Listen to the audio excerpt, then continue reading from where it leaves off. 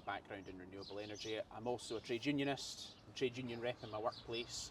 That's something that I get a lot of satisfaction out of, a kind of drive that I want to take into politics. I've not spent my whole life in student politics and been dyed in the wool about it. This is the first time I've ever stood. I'm really proud of this community. It's where I'm born, it's where I was raised, went to Foxcovert Primary School.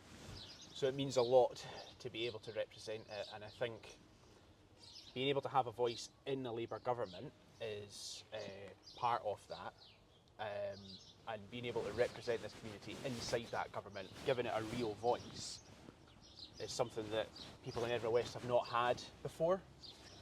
Why do you think that the Liberal Democrat MP has not been able to speak up for Edinburgh West? I think there's an element of, unfortunately, the nature of the Liberal Democrats is that they're stuck on the sidelines, that it's easy for them to be able to criticise the government and hold the government to account, but can't deliver for people here the way that somebody inside the government, inside a Labour government, could.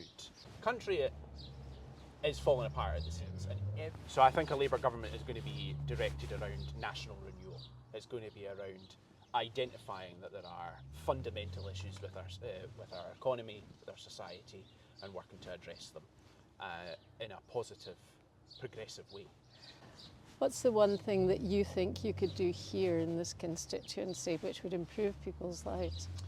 Personally, I'm driven a lot by energy. That's what I work in my day job. And so being able to deliver on the cost of living crisis and reducing energy bills, that's something that I'm really passionate about personally. I know that that's a huge part of the cost of living crisis that people here in Edinburgh West are experiencing. People time and again tell me they're having to shut their heating off, they're having to make decisions about constantly turning their lamps off. That's not good enough, and I would be delivering long-term solutions to that inside a Labour government. That's something I'm passionate about. I feel, as somebody who was born and raised here, I feel really tied to this community. As well as that, because I'm a trade unionist, I really want to fight to make sure that people here get a fair day's pay for a fair day's work. It's something that a lot of people here on the doorstep are telling me that they're not getting. They're not happy with the way that employment in this country works, and so I want to be a pro-working people MP. I want to be able to